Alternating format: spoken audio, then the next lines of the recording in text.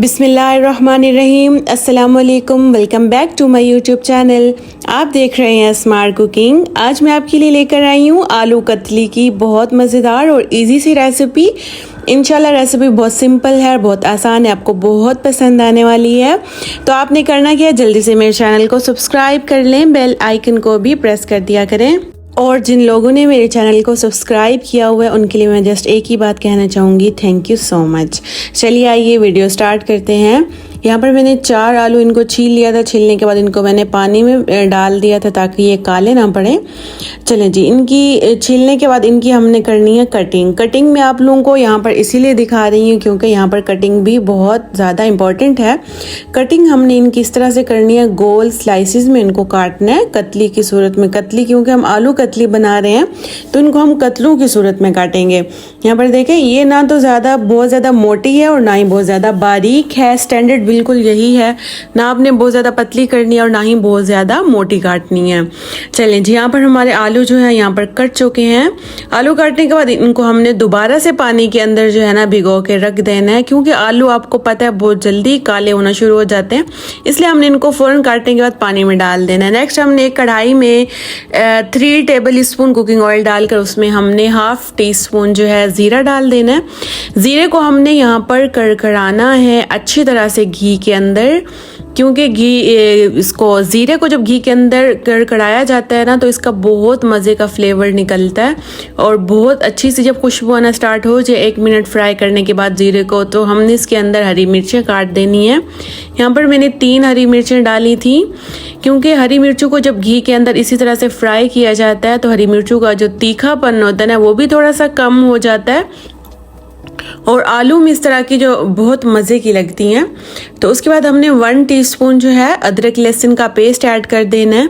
ये भी डालकर हमने इन तीनों चीज़ों को अच्छी तरह से क्या करना है, फ्राई कर लेना है घी के अंदर बहुत अच्छे तरीके से, ताकि अदरक लहसुन का जो कच्चापन है वो भी ख़त्म हो जाए और तीनों चीज़ें जो है अच्छी तरह से घी के अंदर फ्राई हो जाए। जब इनका 2 से 4 मिनट इनको फ्राई करने के बाद हमने प्याज ऐड कर देना है। यहाँ पर मैंने 2 प्याज काटे हैं, इनको बिल्कुल हमने लच्छे की सूरत में काटना है। काट के हमने इनको भी प्याज को भी फ्राई करना है। यहाँ पर प्याज को हमने यहाँ पर इतना फ्राई करना है कि इसका जो मतलब हमने इसको बहुत ज़्यादा गोल्डन की तरफ नहीं लेकर जाना, बल्कि हल्का सा हमने जस्ट 2 से 4 मिनट जब हल्का सा प्याज अपना कलर चेंज कर लेना, बस हमने इनको ज़्यादा ब्राउन नहीं करना। उसके बाद हमने जो आलू काट के रखे थे वो हमने आलू इनके अंदर ऐड कर देने हैं।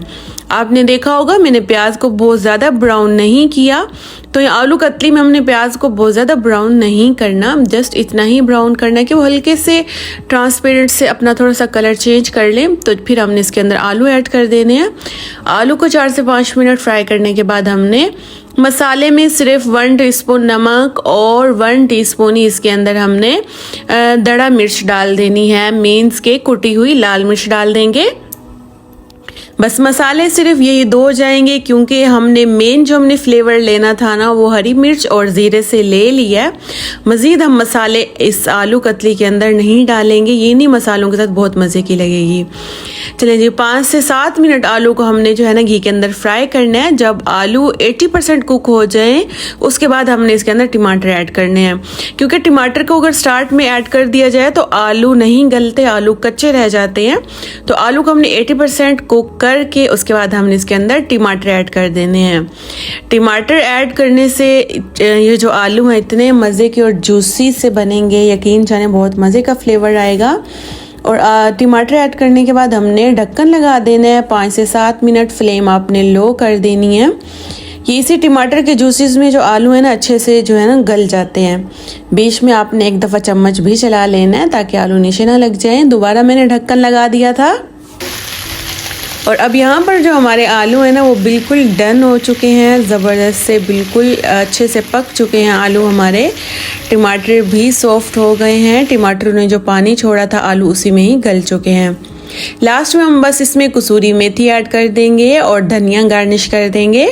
हमारी ज़बरदस्त सी आलू कतली जो है वो बिल्कुल यहाँ पर रेडी हो चुकी है, खुशबूदार किस्म की। इतनी मज़े की खुशबू आ रही थी, यकीन करें बहुत ज़बरदस्त।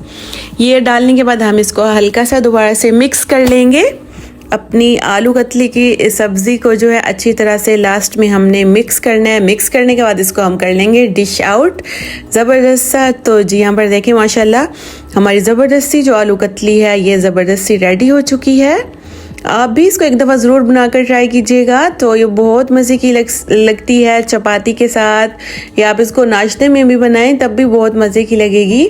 पराठे के साथ भी ये आलू कतली बहुत अच्छी लगती है और बहुत जल्दी भी बन के तैयार हो जाती है। बहुत कम इंग्रेडिएंट्स से आपके किचन में ही ये चीज़ें मौजूद होती हैं, तो उन्हीं चीज़ों से ये बन के तैयार हो जाएगी। आप भी इसको एक दफ़ा बनाकर ज़रूर ट्राई कीजिएगा और मेरे साथ अपना फीडबैक शेयर कीजिएगा कि आपको ये आलू कतली की रेसिपी कैसी लगी है।